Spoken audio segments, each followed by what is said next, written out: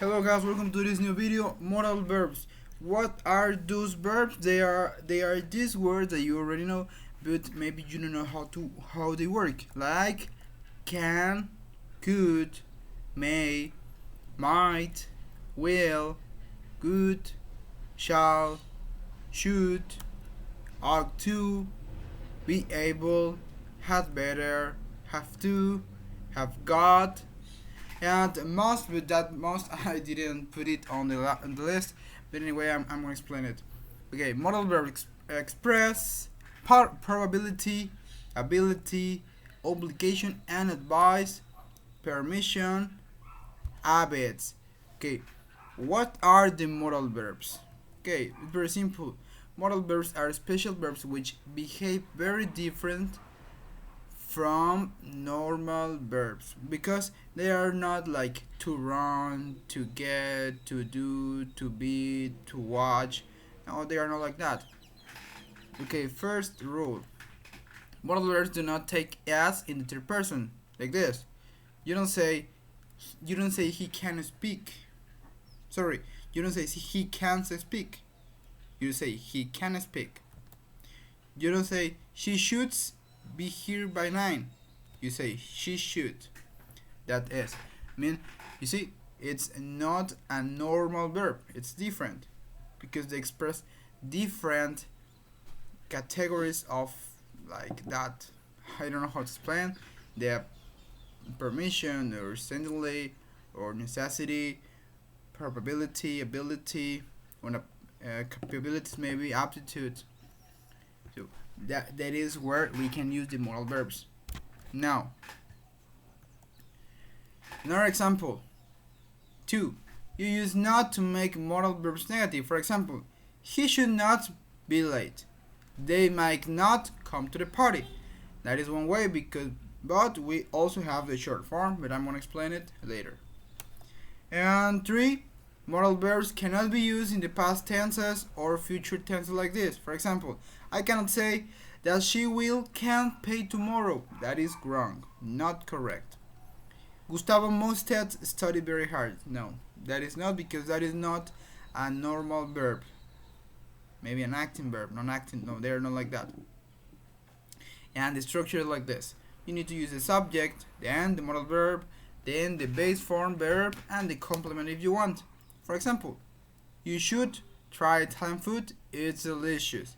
You should try. I might have some milk in the fridge, but I'm not sure. I may have. May have, that is. Now, this picture is very popular. It's very famous around the world. We can do it from Second World War. We can. Now let's start with this. It can be used to express ability or opportunity, to request or offer permission, and to show possibility or impossibility. Examples. I can speak English. That is my ability. Now, but let's talk about an opportunity. We can have 3 tickets for the price of 2, paying just today. Okay, that is my opportunity, and I can also use can. She cannot stay out of after 10 p.m. Permission. She cannot stay out. Of course, yes, she can. She can stay out, but she doesn't have the allowance, the permission. That's another way to use cannot. And can you give me more information? That is a request. I'm asking for information, using it as a way of question. Some students can't work because of their schedule. For example, in my university, students have it's kind of irregular schedule because maybe they have a class in the morning, another at noon, another at during the evening, another at night. So, well, that is the same, but maybe I refer. I mean, at 8 or 9 p.m. for real. So that is a way they have. It's impossible to them to work in a company or in a little in little premises or something like that, because this schedule doesn't give you those opportunities. So I'm talking about possibility or impossibility. Students can work because of their schedule. Could. Let's talk about could. Could is a modal verb used to express possibility or past ability, as well as to make suggestions and requests. Could is also commonly used in conditional sentences as the conditional form of can. For example, extreme rain could cause the river to flood the city. That is a possibility. Could cause. Possibility. Now, let's talk about a possibility. Nancy could sky like a pro by the age of 11. That is a past ability. Maybe currently she cannot do it, but in the past she could sky. You could see a movie or go out to dinner. Suggestion. You could do something or maybe another. Could I use your computer to email my boss? That is a request. And in my opinion, that is a formal request. Instead of can, you can use could. Could I, could you, could she, to be formal. Well, according to a permission maybe, or suggestion. Next. We could go on the trip if I didn't have to work this week. Conditional. We could go if I didn't have. If, the conditional. Now, be able to. What is it? Is it a modal verb? Yes, believe it or not, it is. Be able to has a similar meaning to can or could in the past. For example, I am not able to swim in the river. I can't swim in the river. However, can is mainly used to express capabilities or aptitudes acquired with a time, while be able to refers to temporary or precise abilities or inabilities. For example, he can't swim. He has never learned how. He's not able to swim. The swimming pool is closed today. You see, we are using it differently. Be able to also allows us to express can in different tenses, in the past and the future. I was able to swim in the river when I was younger. I was in the past. Because you cannot say I was can, I can was now. That is completely wrong. So that is another way to express can, maybe could, like this. I was, and maybe in the future I am going to be able, I don't know, I will be able. For example, you'll be able to swim both in the river and the pool after training hard. You'll be able. You will have the ability. But you'll be able. May. Oh, sorry for this picture, but anyway. When to use may? May is a modal verb most commonly used to express possibility. Most commonly. It can also be used to give or request permission, although this usage is becoming less common. For example, Sonny may be at home or perhaps at school. Maybe at school. That's a possibility. He may be. Max, you may take my car if you need it. I'm giving permission. If you need it, you may take it. My awareness is clear about what I'm saying. May I use your bedroom? Requesting for permission. Yes, this is very popular and like a kind of cliche question. May I use your bathroom? May I go to the bathroom? May blah blah. May. This. May I use your bathroom? Yeah, when you say bathroom, you are pretty sure that you need to use this toilet. Yeah, I used to say that. Just to mention. Mic'd. When to use mic'd? Might is a modal verb most commonly used to express possibility. It is also often used in conditional sentences. English speakers can also use might to make suggestion or request, although it is less common in American English. Let's see. Your cell phone might be off because it doesn't get calls. That is a possibility. Maybe your cell phone is broken, maybe your cell phone is out of service. I mean, your cell phone is lost. I mean, according to this context, that is what we think. So, we have different ideas, but we refer to a possibility using might. Sarah might not date with that boy if she doesn't like him. Oh, sorry, here. It's like him. There is a conditional using might. Sarah might not date. It's not mandatory to use not to say a conditional sentence when using might. But I'm just expressing and showing how to use the word not to say a negative sentence using might not. You might visit the museum during your visit. That is a suggestion. We can also use it to say a suggestion. Hey, you might visit it. You will like it. Whatever. Might I have something to add? That is a request. Yes, yes, believe it or not, we can also use it for request, but that is not that common. Have to. When to use it? It's very similar to might, but this is not a modal verb. Have to is used to express certainly necessity and obligation, and as I said, it's not a modal verb. For example, this answer has to be correct. Certainly. Has to. Why? Because the answer is it, the object. The subject is the object. That's why. The soup has to be stirred continuously to prevent burning. That is necessary. Stirred. Necessity. The soup has to be. They have to pay me the rent on time. Obligation. They have to pay me the rent on time. That's why we can use have to instead of might. I recommend. Well, that is no. I don't recommend anything. It's what you want.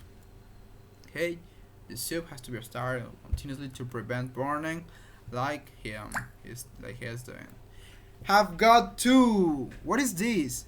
Remember, I told you this in the first lessons after simple present, because sometimes we can find on the web or maybe on the daily life have got or I've got or something like this. But now in this case we're referring to have got to. Have got to use express necessity and obligation, but it is not a modal verb. Yes? People in Tamaulipas have got to use a face mask to attend public facilities, shops, or means of transport. That is a necessity. Have got to use because we're using to and then the base form, so we have the infinitive in the pure form. I've got to work daily to pay my bills. That is my obligation. Yeah, because well, now yeah, I have. Must. Now, when to use must? Must is a modal verb commonly used to express certainly. It can also be used to express necessity or a strong recommendation, although native speakers prefer the more flexible form have to. Sorry. Yeah, okay, I will continue. Must not can be used to prohibit actions, but it sounds very severe. Speakers prefer to use softer modal verbs such as should not or ought to.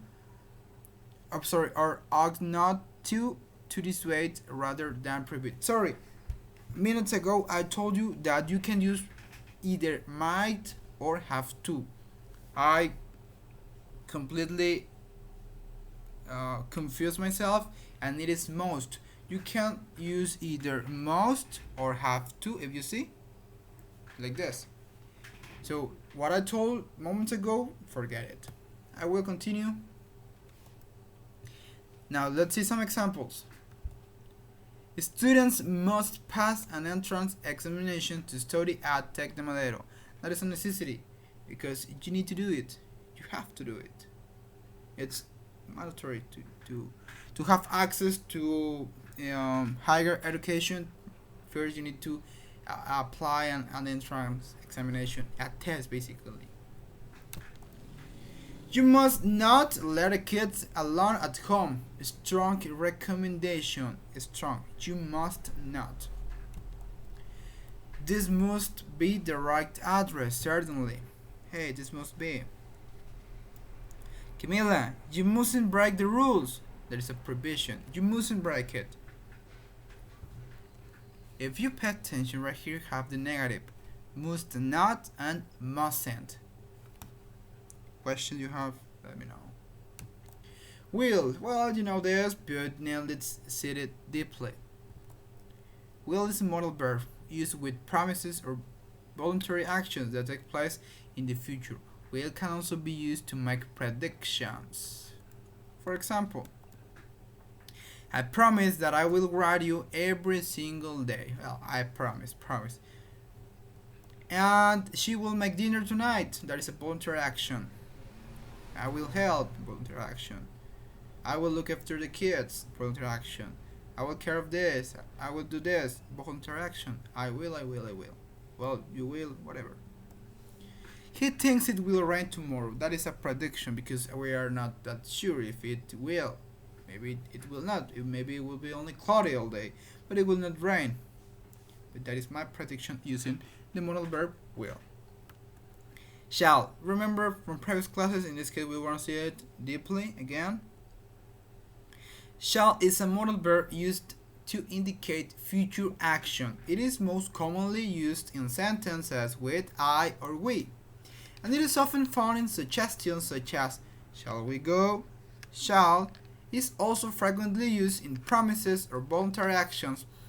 In formal English, the use of shall to describe future events often expresses inevitability or predestination.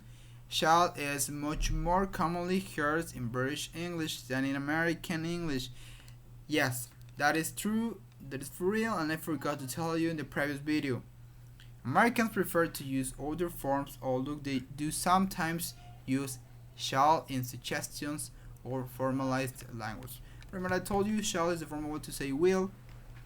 It has the same meaning. For example, right here. $5 shall increase highly. Inevitability. Inevitable. I shall never forget where I came from. That is my promise. He shall become the next president. The predestination. He shall, will. Well, shall I help you? Suggestion. And the result is focused on the future. Good. Now, good is a modal verb most commonly used to create conditional verb forms. It also serves as the past form of the modal verb will. Additionally, good can indicate repetition in the past. For example, if he were a politician, he wouldn't invest on education. That is my conditional, because he wouldn't do it. I mean, we are sure that he will do that. He will not do that, but talking about the past, maybe. If he were, I knew that she would not commit suicide. Passive will. I knew she would not. Okay. Would not and wouldn't. Those are the both ways we can use the negative and would. The negative word not would be would not or wouldn't. And the last, if you paid before 4 p.m., you would receive your package the next day. There's a repetition, and you can find this on Mercado Libre, because if you paid before 4 p.m., you would receive it, your package. That it's not sometimes true. Not all the cases.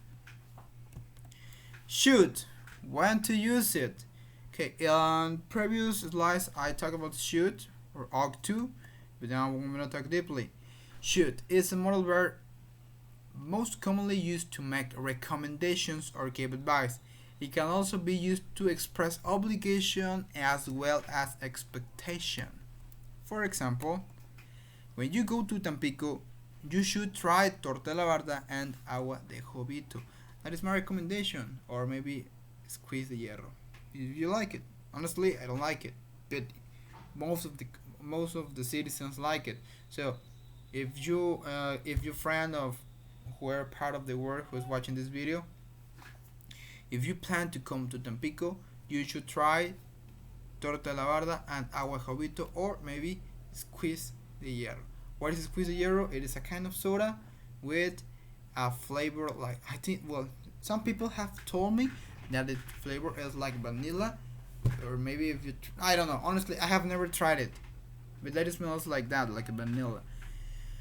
But this is very popular and it is a favorite soda of the citizens right here in Tampico. Well, before,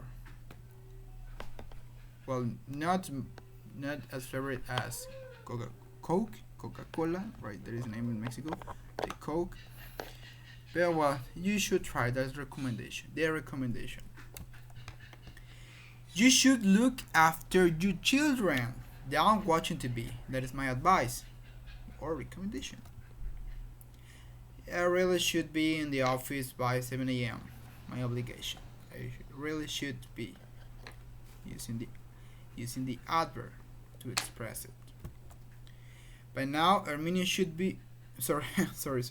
By now, Armenia should already be resting. Expectation. So I expect that he should be resting, but I'm not sure. Ought to. Ought to is used to advise or make recommendations. Ought to also express assumption or expectation as well as a strong probability, often with the idea that something is deserved. Ought not, without to, is used to advise against doing something. Look at this. Mark ought not drink so much. Advice against something. There is not to. So I want Mark not to drink, so I said ought not. Not ought to not. I can also say Mark shouldn't drink or should not drink so much. But I want to be formal, so that's why I use ought not. Sonny ought to get the promotion. It is expected because he deserves it.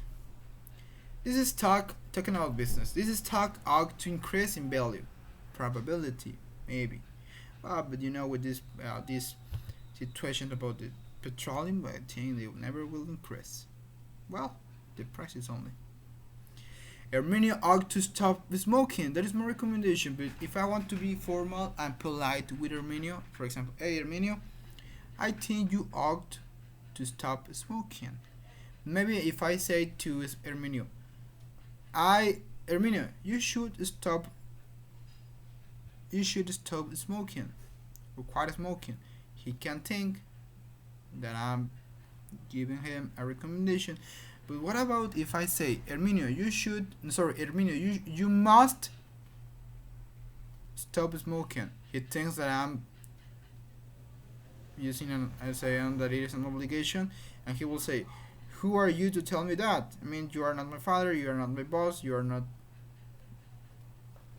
nobody in my life. And the same happens if I say have to. Armenia, you have to stop smoking, quit smoking.